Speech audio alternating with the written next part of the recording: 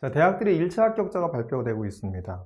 이번 1차 합격자들의 나타난 특징들을 보면은 사실 내신의 영향력이 크지 않았다라는 겁니다. 그러면서 오히려 비교과의 영향력이 컸다. 이제 이런 부분들은 바로 1차 합격자들의 그 내신 분포도를 보면 알 수 있습니다.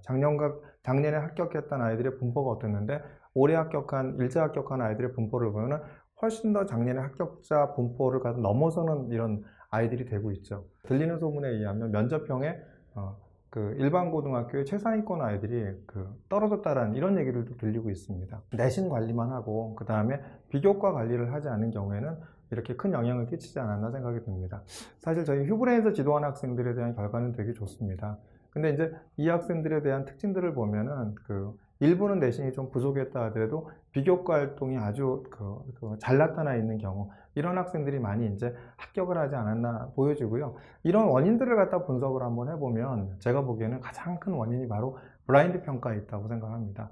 이제 블라인드 평가에 있으니까 뭘 알 수 없죠? 학교가 어딘지 모르고 지역이 어딘지 모르죠. 그러니까 있는 그대로에 대한 평가를 할 수밖에 없죠. 그래서 제가 계속 이제 유튜브라든지 설명에 대해 말씀을 드렸던 것이 바로 뭐냐면, 블라인드 평가가 강화된다고 한다면 오히려 내신, 왜냐하면 강남권의 일반고와 지방인 일반고가 차이가 있을 거 아닙니까? 그리고 분명히 물론 지방 일반고에서도 아주 우수한 학생들이 있겠지만 그럼에도 불구하고 지역 간 격차가 있다는 것을 갖다 뻔히 알고 있기 때문에 내신에 대한 편차를 갖다 강남권 아이들은 아무래도 내신이 불리할 수밖에 없죠. 또 특목고 자사고 아이들은 내신이 불리할 수밖에 없죠. 이런 상황에서 내신을 갖다 크게 보면은 오히려 이제 우수한 학생들을 놓칠 수 있다는 판단 하에 오히려 내신에 대한 편차를 좀 줄여주고 비교과를 갖다 우수하게 했던, 비교과에 대한 편차를 갖다 크게 봐서 비교과를 갖다 우수하게 한 우수한 학생들을 갖다 뽑았기 때문에 이런 결과가 나오지 않았나 생각합니다. 그러니까 지방인 일반고 학생들이라 하더라도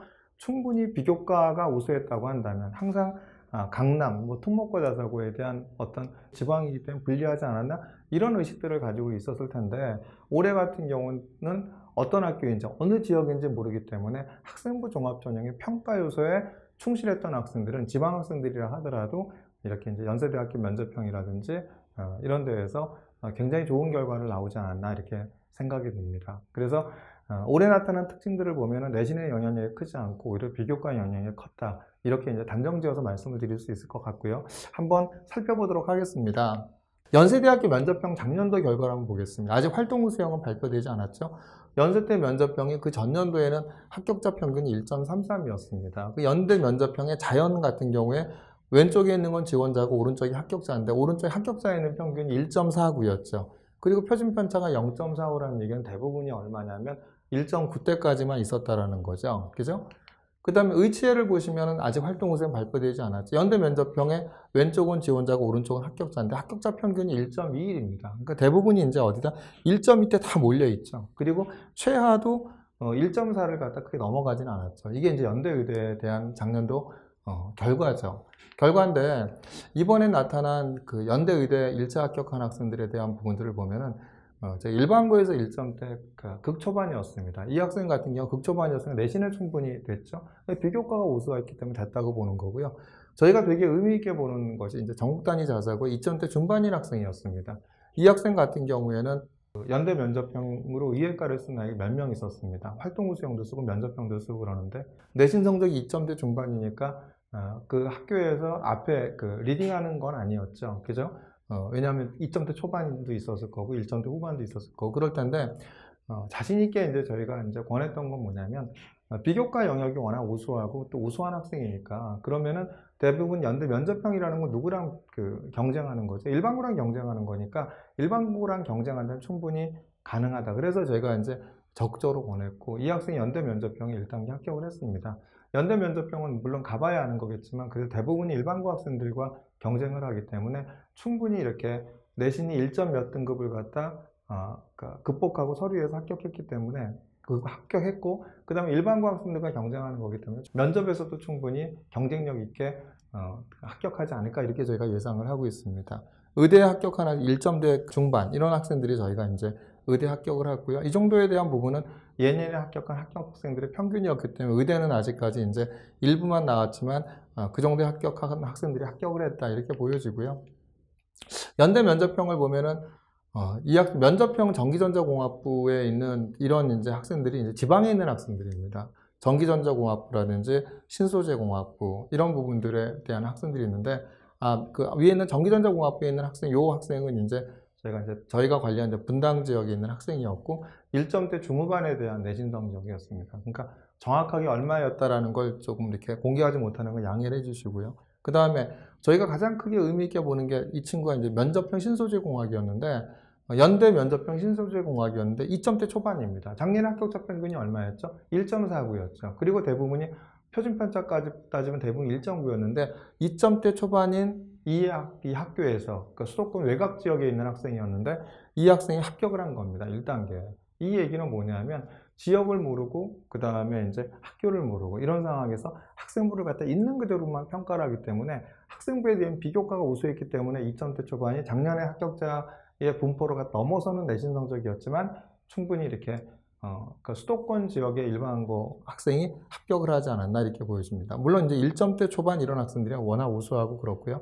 그 다음에 이제 2점대 초반이 이제 이렇게 그 지방에 있는 외고인 학생이죠. 이 학생 같은 경우도 이제 외고였지만 2점대 초반이기 때문에 합격자 평균은 작년에 이제 아마 그 면접형 인문이 1.71인가 그랬거든요. 그러니까 1.71보다 한 0.5 정도 차이가 나지만 충분히 비교과가 우수하면 극복할 수 있기 때문에 지원하라고 해서 합격한 결과가 아닌가 이렇게 생각이 듭니다.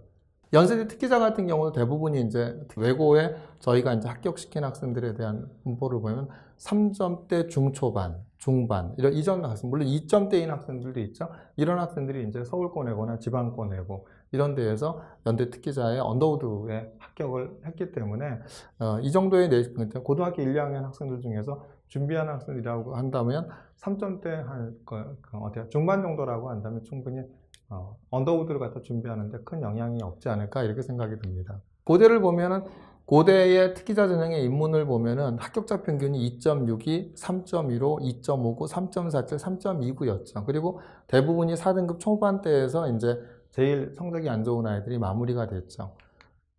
특기자 전형 자연을 보면은 그 다음에 3.96, 합격자 평균이 3.96, 3.95, 3.60, 뭐 의대야 뭐 1.84하고 좋았으니까 그렇고요. 대부분이 3.9 이랬죠. 이랬는데 이제 보건과학대학만 이제 4.59였고요. 그런데 이 학생들의 분포를 보면 대부분이 이제 5등급 초중반대가 이제 그 제일 내신이 낮은 학생들의 분포가 이제 특기자 전형이었죠. 그래서 이제 아까 이제 말씀드렸던 이제 이런 학과별 이제 그 내신 분포인 거고요. 이게 봤을 때 저희가 이제 고대 특기자를 보면은, 근데 특기자에 대한 부분들을 보면은 대부분이 91.8%가 어디냐면 영재고 과고 아이들입니다. 그 특기자가. 그런데 이제 저희가 전국 단위 자사고 학생을 갖고 3점대 후반인 학생이 이제 고대 사이버 국방학과에 붙었죠. 그러니까 특기자는 91.8%가 영재고 과고인데, 그러니까 전국 단위 자사고에 3점대 후반인 학생이 이제 합격을 했다 보시면 될 것 같고요. 언어학과 같은 경우 3점대 중반, 영문과 외고도 3점대 초반, 뭐 도구논문 2점대 중반인 학생들이 이제 특기자에 이렇게 이제 합격을 했습니다. 이제 일반 전형에 대한 부분들을 보면은 어디냐면 합격자 평균이 2.59, 2.93, 2.75, 2.66, 2.56, 3.19, 2.67, 2.61, 2.53이죠. 근데 이제 이 합격자에 대한 미니멈 레인지를 보면 대부분이 이제 4등급 초반, 중반, 그죠? 중반. 제일 적어한 게 문과대학 같은 경우 4등급 후반대에서 작년에 이제 그 내신 성적이 제일 안 좋은 학생이 4등급 후반대에서 된 학생들도 있었죠. 근데 합격자 평균은 대부분 다 2등급대였죠. 이랬는데 자연을 보면은 합격자 평균이 2.13, 2.23, 2.33, 의대는 1.33이고요. 2.47, 2.93, 2.19, 2.31이었죠. 대부분 이제 얼마냐면 3등급 초반부터 어디까지? 4등급 초반대까지 이제 고대 자연계열 같은 경우는 합격자가 분포를 이루고 있었습니다. 그리고 이제 등급에 대한 이야기고요. 이런 부분들 이제 보시면 될 것 같고. 근데 이제 저희가 요번에 이제 고대 계열적합형, 아직 이제 고대 학교 추천 전형과 그 다음에 고대 학업부 수형이 나와 있죠. 학생부 종합 전형 계열적합형의 1차 합격한 학생들을 보면 그 이제 미디어 학부의 지방외고에, 그러니까 미디어 커뮤니케이션 학부 높죠. 근데 이제 미디어 학부의 외고 2점대 초반인 학생이 붙었고요. 그 다음에 이제 보건환경융합과 학부에 자사고 4점대 중반인 학생이 붙었고요. 그 다음에 이제 생명과학 같은 경우는 지방과고에 5점대 중반인 학생이 좀 붙었고, 그 그 다음에 이제 환경생태공학부에도 자사고 4점대 후반인 학생이 붙었고요. 그 다음에 이제 통계학과에서는 외고 3점대 중반인 학생이 붙었고, 미디어 커뮤니케이션 학부는 일반고에 1점대 후반, 이 학생 같은 1.90이었습니다. 일반고에 강남 학생이나 강동 지역에 있는 학생이었는데 일반고 1점대 후반인 학생이 붙었고, 그 다음에 바이오의공학부에 국제고에 3점대 초반인 학생, 그 다음에 정치외교학과에 외고 2점대 중반인 학생이 이렇게 이제 합격을 했습니다. 이 분포들을 보면은 대부분이 이제 이렇게 2점대고 이랬는데, 물론 2점대에 들어간 학생들도 있지만, 저희한테서 같이 준비한 학생들 중에서는 대부분이 이제 이렇게 30% 정도가 작년에 합격자 평균보다 더 좋은 학생이었고, 높은 학생이었고, 내신 성적이 대부분은 다 낮은 학생이었죠. 이 얘기는 뭐냐면, 비교과가 우수하면 충분히 얼마냐면 합격자 평균보다 극복하고 합격할 수 있다는 걸 갖다 보여준 결과가 아닌가 이렇게 생각이 듭니다. 성균관대 한번 보세요. 성균관대 이제 저희가 정리하는데 스포츠과학과 같은 경우도 성균관대가 얼마냐면 50% 컷이 2.1이었고 70% 컷이 2.8이었습니다. 그죠? 성균관대. 그러니까 성균관대 같은 경우 일부 학과 모집, 그러니까 사범대학과하고 이제 스포츠과학 이런 쪽만 발표가 됐는데 스포츠과학에서 50% 컷이 2.1이고 70% 컷이 2.8이었죠. 근데 저희가 요번에 이제 성균관대 1차 학교는 지방에 있는, 그러니까 지방 자사고입니다. 전국 단위 자사고가 아니라 지방 자사고인 아이가 스포츠과학과에 4점대 중반인 학생이 이제 합격을 했습니다. 그렇기 때문에 아까 70% 컷이 얼마였죠? 2.8이었는데 지역 자사고, 전국 단위 자사고도 아닌 지역 자사고인 학생들 중에서 그 학생부가 좋다고 하면 4점대 중반인 아이가 바로 이제 성균관대 스포츠과학과에 붙었죠. 근데 한국외대 이제 보면은 이제 미디어 커뮤니케이션 일반고 1점대 후반인 학생이 이제 미디어 커뮤니케이션 학과에 합격을 했고요. 그 다음에 이제 체코슬로바키아는 지방외고에 3학년 5점대 초반인 학생도 합격을 했고, 행정학과에 외고 4점대 후반, 국제금융학부는 지방외고 5점대 초반인 학생도 이렇게 합격을 했기 때문에 잘 보시면 이렇게 이제 비교과가 우수하면 얼마든지 내신을 극복하고 합격하지 않았나 이렇게 보여집니다.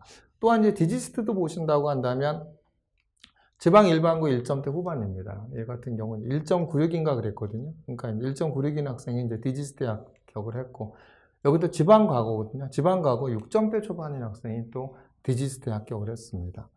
과고 같은 경우는 이제 수도권에 있는 과고인데 이제 과고 5점대 초반이고, 그다음에 국제고도 3점대 초반인 학생이 합격을 했고, 지방 자사고도 지방 자사 3점대 중반인 학생이 이제 그 디지스트에 1차 합격을 했죠. 여기서 나타나는 결과들을 본다고 한다면 저희가 이제 합격시킨 아이들의 한 30-40%는 작년에 합격한 합격자들의 내신 분포보다 더 좋지만 그 이후의 아이들은 학교에서 발표한 내신 분포보다 조금 이렇게 부족한 학생들이 있죠. 심지어는 많이 차이 나는 학생들도 있죠. 근데 이런 학생들이 다 뭘로 합격을 할 수 있었냐면 바로 이제 비교과에 대한 영향력이 컸기 때문에 내신을 극복하고 합격을 하지 않았나 생각이 듭니다. 그래서 그럼 비교과가 뭘까요? 가장 중요한 이제 비교과에 대한 부분들은 바로 대학에서 얘기하는, 그러니까 서울대학교도 이번에 이제 교과평가를 하겠다고 했죠. 교과평가하겠다고 하는 것의 핵심은 내신이 아닙니다.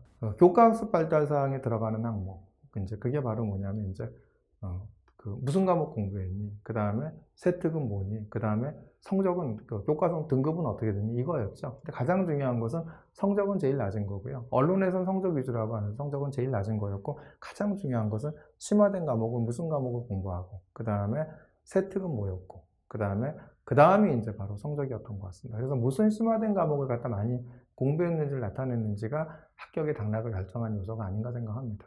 그러니까 아무래도 이제 유튜브니까 학생들이 공부했던 과목이라든지 이런 부분들을 갖다 이제 오픈하기에는 좀 한계가 있어서 나중에 다 합격자 발표가 되고 나면 조금 이렇게 학생들이 공부했던 과목은 뭐였고 탐구했던 내용은 뭔지를 한번 정리해서 발표하는 시간을 갖도록 하겠습니다.